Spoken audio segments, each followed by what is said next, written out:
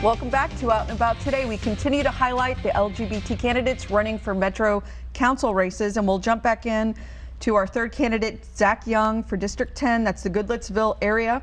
He's been a Goodlettsville commissioner. Real impressive involvement in his neighborhood already. Yeah, I was doing some research on him too. Just that there's a photo of him there.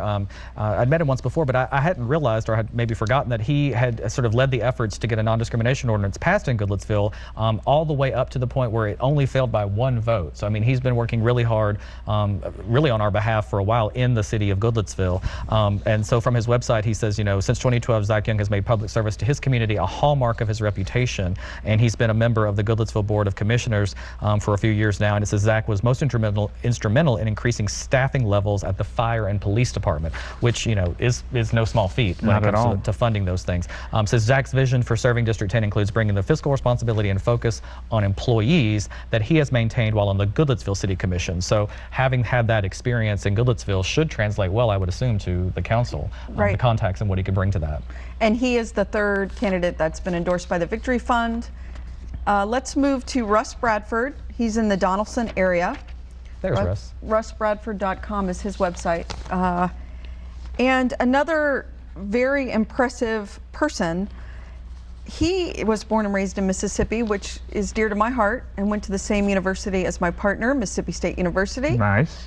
So, and I was just noticing a lot of, and quite frankly, a lot of what the candidates are saying, you hear a lot from all candidates, but I think that it's important to kind of look at their track record, look at their history. You know, he's all for the teachers, law enforcement, firefighters. He really wants to make sure that their pay is where it should be. So, I mean, and especially when we've seen the involvement between the fire department and the police department and our community, it's great that is one of the things that he's advocating for. He wants to improve our schools, the infrastructure.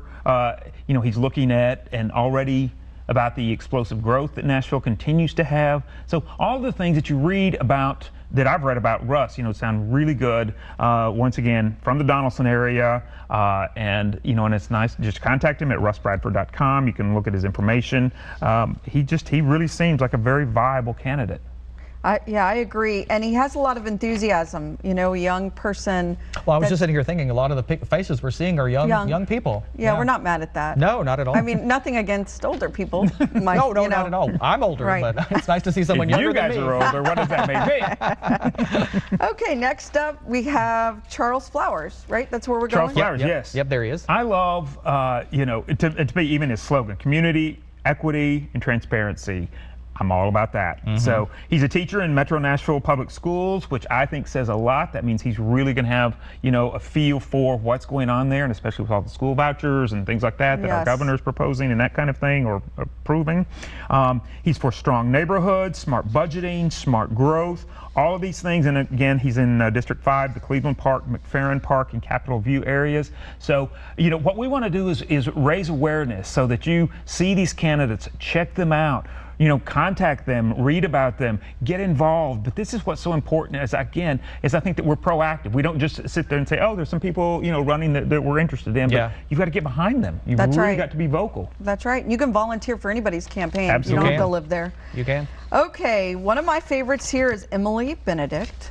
She is running in District 7, Inglewood area. Emily has been a friend of mine, full disclosure, for 20 years. We worked on the Pride Board together. She has been a staple in Inglewood, been a 20-year resident. She has served on, like I said, the Nashville Pride Board, HRC Steering Committee. Right now, she's on the Chambers Board. She, through her professional career, has managed over $320 million and has actively worked to connect diverse businesses to major corporations. And I'm reading here from a statement she gave me. When it comes to equity, she defines it as fair wages, equal access to transportation, and attainable housing that doesn't force our citizens to make the difficult decision between paying rent or paying car note. I know Emily is an all-in person. Yes. So, you know, she's not doing this without a lot of thought behind it. Yeah. And having, like you said, actually worked with her on certain things, I know she can get things done, and she means it. She doesn't start something she's not willing to finish.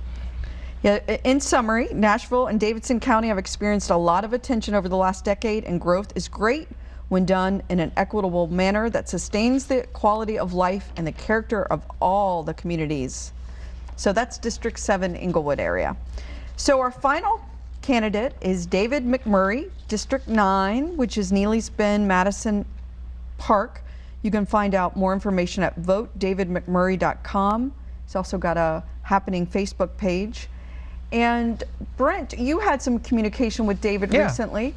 Yeah, we talked a little bit. I was scheduled to go out to his kickoff event, and I had something come up I wasn't able to attend, but we've had a dialogue, and I had asked him, to give us some info, and so we were able to pull this from his website as well. It said, I plan on working tirelessly to ensure that communities across District 9 have a Nashville Metro Council member that will fight for them. Residents in Nashville Metro Council District 9 deserve a council member who is concerned about the next generation, not just the next 4 years. So he's kind of wants to look ahead, at sort of building off of a lot of the success I think that maybe Nancy has done. They would have sort of right next door to each other districts, and I can see them working well together. It says the big issues that our city's facing include improving schools, tackling crime, and building infrastructure, which again, we see those as sort of recurring themes, so it's nice to see that they're all on the same page. And those are issues that he has dealt with throughout his entire life, he says.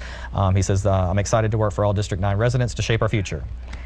Well, that's great. So let's just remind everybody that August 1 is the election date. All seats are open. 41-person council will be voted on. Thanks for the discussion, guys. We've got a lot to look forward to. So when we come back, Chuck will take a look at Big Brothers Big Sisters inclusion program. Stay with us.